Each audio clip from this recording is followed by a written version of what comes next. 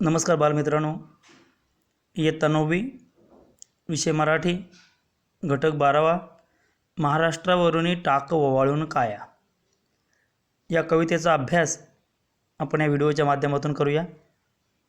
सर्वात प्रथम आपण प्रस्तावना पाहू। प्रस्तावनेमध्ये महाराष्ट्रावरून टाक ओवाळून काया या गीताचे कवी, त्यांचा परिचय आपण आणि या कवितेची मध्यवर्ती कल्पना आपण जाणून घेऊ। महाराष्ट्रावरून टाक ओवाळून काया या कवितेचे कवी आहेत लोकशाहीर अण्णाभाऊ साठे। लोकशाहीर अण्णाभाऊ साठे यांचा जन्म 1920 आणि त्यांचा मृत्यू 1969 साली झाला। आपणा सर्वांना परिचित असतील की अण्णाभाऊ साठे हे संयुक्त महाराष्ट्र चळवळीतील एक लोकशाहीर होते, ज्यांनी संयुक्त महाराष्ट्राची चळवळ उभी केली। लोकशाहीर, त्याचबरोबर कथाकार, कादंबरीकार, नाटककार म्हणून ते प्रसिद्ध झाले। आणि अण्णाभाऊ साठे यांचा विशेष गौरव किंवा त्यांचं विशेष कार्य हे संयुक्त महाराष्ट्राच्या चळवळीतील एक झुंजार नेते म्हणून संपूर्ण महाराष्ट्राने पाहिलं। अशा प्रकारे हे अण्णाभाऊ साठे यांच्या साहित्याचा अभ्यास आपण या ठिकाणी त्यांचा परिचय म्हणून करू। वारणेचा वाघ, फकीरा, रूपा, गुलाम, चंदन, मथुरा, चिखलातील कमळ, रानगंगा, माकडीचा माळ, वैजयंता, आवडी, वैर, पाझर, चित्रा, आग, अहंकार, आवडी, गुऱ्हाळ इत्यादी कादंबऱ्या, त्याचबरोबर चिरानगरीची भूतं, निखारा, पिसाळलेला माणूस, फरारी, कृष्णाकाठच्या कथा, गजाड इत्यादी कथासंग्रह, त्याचबरोबर इनामदार, पैंग्याचं लगीन, सुलतान ही नाटकं आणि माझा रशियाचा प्रवास हे प्रवास वर्णन त्यांचं प्रसिद्ध आहे। आणि या गीतामध्ये अण्णाभाऊ साठे यांनी आपल्या ओघवत्या लोकभाषेतून प्रस्तुत काव्यरचना केली आहे। महाराष्ट्रावरील त्यांचं जे प्रेम आहे, संयुक्त महाराष्ट्राबद्दलची त्यांची तळमळ आहे, महाराष्ट्र एकसंघ राहिला पाहिजे, महाराष्ट्राचे तुकडे मी होऊ देणार नाही, यासाठी संपूर्ण मराठी माणसाला किंवा महाराष्ट्रातील नागरिकांना एकत्र आणून त्या चळवळीमध्ये एकसंघ करण्याचं काम अण्णाभाऊ साठे यांनी आपल्या लोकगीतांमधून केलेलं आहे। शब्दाशब्दांमधून महाराष्ट्रावरील त्यांचं प्रेम व्यक्त होतं आहे। आणि प्रस्तुत कविता जी आहे, ही कविता व माझा रशियाचा प्रवास या त्यांच्या पुस्तकातून घेण्यात आलेली आहे। तर आपण या कवितेचा किंवा या गीताचा आशय समजून घेऊ। काय म्हणतात बघा अण्णाभाऊ साठे, ज्यावेळी संयुक्त महाराष्ट्राचा लढा झाला, भाषावार प्रांतरचना झाली भारताच्या स्वातंत्र्यानंतर, आणि भाषावार प्रांतरचना करून राज्यांची निर्मिती झाली, आणि त्यावेळी मराठी भाषिक बोलणाऱ्या लोकांचं संयुक्त महाराष्ट्र करावा, परंतु काही लोकांनी या महाराष्ट्राचे तुकडे करण्याचा डाव आखला, आणि ज्यामध्ये महाराष्ट्राचे तुकडे होणार होते, आणि त्यावेळी संपूर्ण महाराष्ट्र मराठी भाषिक बोलणारा जो आताचा महाराष्ट्र आहे, हा संपूर्ण महाराष्ट्र एकसंघ राहून तो एकसंघ व्हावा यासाठी जी चळवळ झाली, संयुक्त महाराष्ट्राचा जो लढा झाला, आणि त्या लढ्यामध्ये अनेक समाजसुधारक, समाजवादी विचाराचे नेते त्यांनी महाराष्ट्रासाठी वेळप्रसंगी आपल्या प्राणाचं देखील बलिदान दिलं, आणि संपूर्ण महाराष्ट्रभर एक मोठी चळवळ संयुक्त महाराष्ट्राची झाली। आणि त्या महाराष्ट्राच्या चळवळीमध्ये, संयुक्त महाराष्ट्राच्या चळवळीमध्ये अण्णाभाऊ साठे यांचा सिंहाचा वाटा होता। त्यांनी लोकजागृती करून संयुक्त महाराष्ट्राचं महत्त्व मराठी माणसांना पटवून सांगितलं, आणि ही संयुक्त महाराष्ट्राची चळवळ उभी केली। आणि त्यांनी जी गीतं लिहिली, समरगीतं लिहिली, संयुक्त महाराष्ट्र निर्मितीसाठी जी प्रेरणा गीते लिहिली त्यापैकी हे एक गीत आहे. आणि संपूर्ण महाराष्ट्रातील जनतेला एकत्र आणण्याचं काम त्यांच्या या गीतातून त्यांनी केलेलं आहे. तर काय सांगतात बघा. कंबर बांधून ऊठ घाव झेलाया, महाराष्ट्रावरून टाक ओवाळून काया. हा जो आपला महाराष्ट्र आहे हा एक संघ राहायला पाहिजे, संयुक्त राहायला पाहिजे. आणि ह्या महाराष्ट्रासाठी, ह्या महाराष्ट्राच्या एकसंघतेसाठी वेळप्रसंगी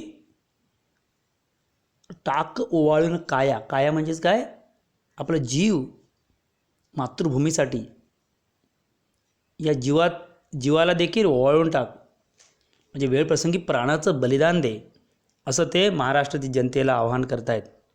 कंबर बांधून ऊठ घाव झेलाया, महाराष्ट्राच्या निर्मितीसाठी, संयुक्त महाराष्ट्राच्या निर्मितीसाठी वेळप्रसंगी कंबर बांधून ऊठ घाव झेलाया, वेळप्रसंगी घाव झेलायला तू तयार राहा, सज्ज राहा. आणि या महाराष्ट्रावरून टाक ओवाळून काया, महाराष्ट्रावरून स्वतःचं शरीरही ओवाळून टाक, म्हणजे प्राणाचंही बलिदान दे वेळप्रसंगी. अशा प्रकारे मराठी लोकांना त्याने आवाहन केलं. महाराष्ट्र मंदिरापुढे, हा महाराष्ट्र काय आहे, महाराष्ट्राचं वर्णन कसं करतात बघा, महाराष्ट्राचा गौरव कसा करतात बघा सुंदर अशा आपल्या शब्दातून. महाराष्ट्र मंदिरापुढती पाजळे यशाची ज्योती. हे महाराष्ट्र कोण आहे, महाराष्ट्र हे मंदिर आहे. पाजळे यशाची ज्योती, सुवर्णधरा खालती, नील अंबर भरले वरती, गडपुढे पोवाडे गाती, भूषवी तिला महारती, तो अरबी सागर लागे जयाचे पाया, महाराष्ट्रावरून टाक ओवाळून काया. बघा किती सुंदर रचना या ठिकाणी केलेली आहे. तर महाराष्ट्र हे मंदिर आहे आमच्यासाठी. आणि महाराष्ट्राची यशाची ज्योती सर्वत्र पाजळते आहे. म्हणजे काय की महाराष्ट्र हा किती यशस्वी आहे. भारत देशाला स्वातंत्र्य मिळवून देण्यासाठी या महाराष्ट्राने किती मोठी भूमिका घेतलेली आहे. किती लोकांनी या भारत देशाला स्वातंत्र्य मिळवून देण्यासाठी प्राणाचं बलिदान दिलं, त्याग केला. असा यशस्वी महाराष्ट्र आहे. त्या महाराष्ट्राची कीर्ती जगभर पसरलेली आहे. असा महाराष्ट्र आहे. सुवर्णधरा खालती, नील अंबर भरले वरती. ही महाराष्ट्राची भूमी ही सोन्यासारखी आहे. आणि हे निळं आभाळ हे वरती भरलेलं आहे. याचा अर्थ हा आभाळ असून देत, ही भूमी असून दे, धरती असून दे. गड पुढे पोवाडे गाती. आणि महाराष्ट्राचे गड, महाराष्ट्राचे किल्ले छत्रपती शिवाजी महाराजांच्या काळात आपण पाहिलं आहे. तर या गड किल्ले हे महाराष्ट्राचं वैभव आहे. आणि हे गड किल्ले महाराष्ट्राच्या पराक्रमाचे पोवाडे गात आहेत, म्हणजे पराक्रमाचं गीत गात आहेत. भूषवी तिला महारथी. आणि अनेक महारथी महापुरुषांनी, छत्रपती शिवाजी महाराज असतील, संभाजीराजे असतील, अनेक वीर पुरुष असतील, या वीर पुरुषांनी या महाराष्ट्राचं भूषण किंवा या महाराष्ट्राचं गौरव संपूर्ण जगभर किंवा देशभर त्यांनी केलेलं आहे. तो अरबी सागर लागे जयाचे पाया. तो अरबी सागर देखील या महाराष्ट्र मातेचे चरण धुतोय. जसं विनायक दामोदर सावरकर यांनी सांगितलं होतं, नेम जशी ने परत मातृभूमीला, सागरा प्राण तळमळला, भूमातेचे चरण तला तुझ धुता, मी नित्य पाहिला होता. म्हणजे अशा प्रकारे सागर देखील, अरबी सागर देखील या महाराष्ट्र भूमीचे पाय धुताना मी पाहिलेला आहे. अशा प्रकारे अरबी सागर लागे जयाचे पाया, महाराष्ट्रावरून टाक वाळून काय, असा महाराष्ट्र आहे. आणि त्या महाराष्ट्रासाठी स्वतःच्या प्राणाचंही बलिदान दे, असं या महाराष्ट्रातील जनतेला ते आवाहन करतायत. पुढे काय म्हणतात बघा. ही मायभूमी धीरांची, शासनकर्त्या वीरांची, घामाची आणि श्रमाची, खुरप्याची आणि दोरीची, संतांची शाहिरांची, त्यागाच्या तलवारीची, समरून धुरंदर आता त्या शिवराया, महाराष्ट्रावरून टाक ओवाळून काया. बघा मी आताच सांगितलं तुम्हाला की मायभूमी धीरांची आहे, शासनकर्त्या वीरांची आहे. छत्रपती शिवाजी महाराज, संभाजी महाराज, अनेक स्वातंत्र्यवीर सैनिकांची आहे. घामाची आहे, श्रमाची आहे, कष्टकऱ्यांची आहे. खुरप्याची आणि दोरीची. खुरप्याची आणि दोरीची म्हणजे शेतकऱ्यांची, कष्टकऱ्यांची आहे, संतांची आहे. महाराष्ट्रामध्ये संतांची परंपरा आहे. ज्ञानेश्वरांपासून तुकारामांपर्यंत अनेक संत होऊन गेले, अनेक शाहीर होऊन गेले, अण्णाभाऊ साठेंसारखे. त्यागाच्या तलवारीची, त्याग, तलवार म्हणजे पराक्रमाची आहे, अशी महाराष्ट्र भूमी आहे. स्मरून धुरंधर आता त्या शिवरायाच्या, छत्रपती शिवाजी महाराजांचं स्मरण करा आणि या महाराष्ट्रावरूनही टाक वळून काया. या महाराष्ट्रावरून स्वतःच्या प्राणाला वळून टाका. पुढे काय म्हणतात? पहा पर्व पातले आजचे संयुक्त महाराष्ट्राचे. आताचा हा काळ संयुक्त महाराष्ट्राचा आहे. त्यावेळी आपण लढा दिला स्वातंत्र्यासाठी, भारत भूमीला स्वातंत्र्य मिळवून देण्यासाठी. त्यापूर्वी मुघलांच्या तावडीतून देशाला स्वातंत्र्य मिळवून देण्यासाठी छत्रपती शिवाजी महाराजांनी पराक्रम गाजवला. आणि आजचा काळ आहे, आजचा वेळ आहे, तो आहे संयुक्त महाराष्ट्राचा. हे पर्व आहे संयुक्त महाराष्ट्राचं. पहा पर्व पातले. पातले म्हणजे हे आलं आहे, हा काळ आला आहे संयुक्त महाराष्ट्राचे. साकार स्वप्न करण्याचे करी कंकण बांधून साचे. हे स्वप्न साकार करायचं आहे. कोणतं स्वप्न? संयुक्त महाराष्ट्राचं स्वप्न, ज्यासाठी अनेक लोकांनी प्राणाचं बलिदान दिले. 105 हुतात्मे या संयुक्त महाराष्ट्रासाठी या महाराष्ट्राने दिले. आणि त्यामुळे हे स्वप्न साकार करण्याची प्रतिज्ञा करूया. करी कंकण बांधून साचे. कंकण म्हणजे हातात बांगडी बांधूया, बांगड्या भरूया. म्हणजेच काय? दृढ निश्चय करूया. करी कंकण बांधून साचे. पर्वत उलथून यत्नाचे. प्रयत्न करू. यत्न म्हणजे प्रयत्न. प्रयत्न करून आपण पर्वतही उलटून टाकू शकतो. सांधूया खंड की त्याचे. आणि महाराष्ट्राचे तुकडे जे केले आहेत, खंड केले आहेत, तर ते सांधूया. सांधणे म्हणजेच एकत्र करूया. सांधूया खंड की त्याचे. या सत्यास्तव मैदानी शिंग फुकाया. महाराष्ट्रावरून टाक वळून काय. आणि यासाठी संयुक्त महाराष्ट्रासाठी मैदानामध्ये रणशिंग फुंकूया, वेळप्रसंगी लढूया आणि या महाराष्ट्रासाठी संयुक्त महाराष्ट्रासाठी वेळप्रसंगी प्राणाचे बलिदान देऊया. पुढे काय म्हणतात बघा? धर ध्वजा करी ऐक्याची मनीषाजी महाराष्ट्राची. ऐक्याचा ध्वज आपण पकडूया आणि महाराष्ट्राची मनीषा म्हणजे इच्छा जी आहे, पाऊले टाक हिमतीची कणखर जणू पोलादाची. आणि हिमतीची पावलं टाक, घाबरू नका, आता डगमगू नका, चला पुढे, संयुक्त महाराष्ट्रासाठी लढा. घे आण स्वातंत्र्याची महाराष्ट्रास्तव लढण्याची. आणि स्वातंत्र्याची आण घ्या, शपथ घ्या. आण म्हणजे शपथ. घे आण स्वातंत्र्याची महाराष्ट्रास्तव लढण्याची. महाराष्ट्रासाठी लढण्याची शपथ घ्या. उपकार फेडून जन्मभूमीचे जाया. या जन्मभूमीचे, या मातृभूमीचे उपकार फेडून जाण्यासाठी शपथ घ्या. आणि महाराष्ट्रावरूनही टाक वळून खाया. महाराष्ट्रावरूनही हे शरीर वळवून टाका, म्हणजे वेळप्रसंगी प्राणाचं देखील बलिदान द्या महाराष्ट्राच्या स्वातंत्र्यासाठी, संयुक्त महाराष्ट्रासाठी. अशा प्रकारे अण्णाभाऊ साठे यांनी उत्तम पद्धतीने हे महाराष्ट्र गीत या ठिकाणी लिहिलेलं आहे. आणि प्रत्येक मराठी माणसामध्ये स्वातंत्र्याबद्दलचं किंवा संयुक्त महाराष्ट्राबद्दलचं प्रेम निर्माण करण्याचं काम त्यांच्या या गीतातून त्यांनी केलेलं आहे. ठीक आहे, आपण आशय समजून घेतला. आपण आता स्वाध्यायाकडे वळूया. स्वाध्याय या ठिकाणी बघा, पहिला प्रश्न आहे वैशिष्ट्ये लिहा. महाराष्ट्राची सांस्कृतिक वैशिष्ट्ये. ही कृतीपत्रिका आपण सोडवायची आहे. बघा, महाराष्ट्राची सांस्कृतिक वैशिष्ट्यामध्ये कोणती वैशिष्ट्ये महाराष्ट्राची? महाराष्ट्राचा इतिहास काय सांगतोय? यशाची ज्योत पाजळत ठेवणारे मंदिर आहे. पाजळे यशाची ज्योती महाराष्ट्र मंदिरापुरती. म्हणजे महाराष्ट्र हे यशाची ज्योत पाजळत ठेवणारे, महाराष्ट्र यशस्वी होत चाललेला आहे. त्यानंतर सोन्याची धरती खाली निवर निळे आकाश. महाराष्ट्राची भूमी किती पवित्र आहे, सुजलाम सुफलाम आहे, हे महाराष्ट्राचं वैशिष्ट्य आहे.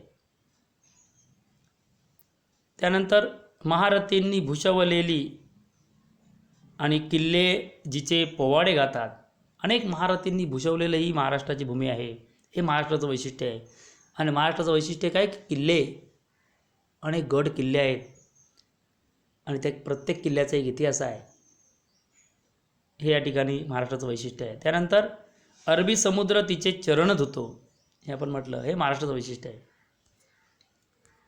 त्यानंतर पुढचं आहे वैशिष्ट्य लिहा, त्यामध्ये कवितेत आलेली महाराष्ट्र भूमीतील व्यक्ती वैशिष्ट्ये, व्यक्तींची वैशिष्ट्ये, महाराष्ट्रातले व्यक्ती कसे आहेत, महाराष्ट्रातील वीर पुरुष कसे आहेत. पहिलं म्हणजे धैर्यवंत आहेत, शासनकर्ते वीर, श्रम करणारे शेतकरी आहेत, संत आणि शाहीर आहेत, आणि धुरंधर श्री छत्रपती शिवराय महाराज, हे महाराष्ट्राचं व्यक्ती वैशिष्ट्य आहे. त्यानंतर प्रश्न दुसरा आहे असत्य विधान तपासा. ही 4 विधानं दिली आहेत, त्याच्यातलं असत्य विधान कोणतं आहे बघा. आपण धुरंधर शिवरायांना स्मरावे, अगदी बरोबर आहे. असत्यास्तव शिंग फुंकावे, असत्यासाठी शिंग फुंकावे. तिसरं स्वातंत्र्याची आण घ्यावी, स्वातंत्र्याची शपथ घ्यावी, बरोबर आहे. चौथं जन्मभूमीचे उपकार फेडावे, अगदी बरोबर, त्यासाठी महाराष्ट्रावरून टाक वळून काय. असत्य विधान कोणतं, तर असत्यास्तव शिंग फुंकावे, सत्यास्तव, ठीक आहे. त्यामुळे हे असत्य विधान आहे, याला गोल करा. त्यानंतर तिसरा प्रश्न आहे बघा, कवितेतून व्यक्त झालेली महाराष्ट्राबद्दलची कृतज्ञता, हा विचार स्पष्ट करा. महाराष्ट्राबद्दलची कृतज्ञता व्यक्त करावी. महाराष्ट्र काय आहे, महाराष्ट्राने आपल्याला काय दिलं, आणि त्यासाठी आपण आपल्या प्राणाचंही बलिदान द्यायचं वेळप्रसंगी. मग हे तुम्ही लिहायचं आहे. हे लिहिताना मात्र तुम्ही काय करायचं आहे, सर्वात प्रथम पहिला परिच्छेद लिहायचा, ज्यामध्ये या विधानाची पार्श्वभूमी लिहायची आहे. म्हणजेच काय, प्रस्तुत विधान हे महाराष्ट्रावरून टाक वळून काया या कवितेशी संबंधित असून या कवितेचे कवी लोकशाहीर अण्णाभाऊ साठे आहेत, आणि त्यांनी यातून महाराष्ट्राबद्दल काय लिहिलेलं आहे ते तुम्ही लिहायचं आहे. महाराष्ट्रावरील त्यांचं प्रेम शब्दाशब्दांमधून व्यक्त केलेलं आहे. आणि मग दुसऱ्या परिच्छेदामध्ये त्याचं आपण उत्तर लिहायचं आहे. अशा पद्धतीने तुम्ही तुमच्या भाषेमध्ये हा प्रश्न सोडवायचा आहे. चौथा प्रश्न आहे बघा, महाराष्ट्राची बलस्थाने तुमच्या शब्दात लिहा. थेट बलस्थाने लिहू नका, तिथेसुद्धा आपण असंच करायचं. पहिला परिच्छेद तुम्ही तो लिहायचा आहे प्रस्तावनेचा, आता जसं सांगितलं तसंच, आणि पुढे मग कोणती बलस्थाने महाराष्ट्राची आहेत, महाराष्ट्राचं वैशिष्ट्य काय ते लिहायचं आहे. पाचवा प्रश्न आहे काव्य सौंदर्य लिहा. इथे देखील धरध्वजा करी ऐक्याची मनीषाजी महाराष्ट्राची या काव्यपंक्तीतील विचार सौंदर्य लिहा. इथे थेट विचार सौंदर्य लिहायचं नाही, प्रस्तावना लिहायची, आता तुम्हाला जी सांगितली तीच लिहायची आहे, आणि मग दुसऱ्या परिच्छेदामध्ये याचं उत्तर लिहायचं आहे. असं उत्तर मला अपेक्षित आहे. कवितेतून व्यक्त होणारा रस कोणता आहे, तुमच्या शब्दात उदाहरण स्पष्ट करा किंवा वर्णन करा. हे सुद्धा तेच आहे, प्रस्तावना लिहायचं आणि दुसऱ्या परिच्छेदामध्ये याचं उत्तर लिहायचं आहे. आणि ते उत्तर लिहिताना ते कोणता रस तयार होतो, तो वीर रस निर्माण होतो आहे. महाराष्ट्राबद्दल, महाराष्ट्रासाठी वेळप्रसंगी प्राणाचं बलिदान देण्याची इच्छा आपल्या मनामध्ये निर्माण होते ही कवितेचा अभ्यास करत असताना. त्यामुळे वीर रसाची निर्मिती या ठिकाणी झाली आहे.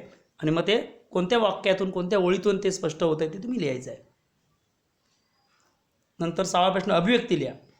तुम्हाला जाणवलेल्या महाराष्ट्रातील अभिमानास्पद बाबींचे वर्णन करा. थेट उत्तर लिहायचं नाही, प्रस्तावना लिहा जी आपण लिहिणार आहोत, आणि प्रस्तावनेनंतर दुसऱ्या परिच्छेदामध्ये त्याचं उत्तर लिहायचं आहे.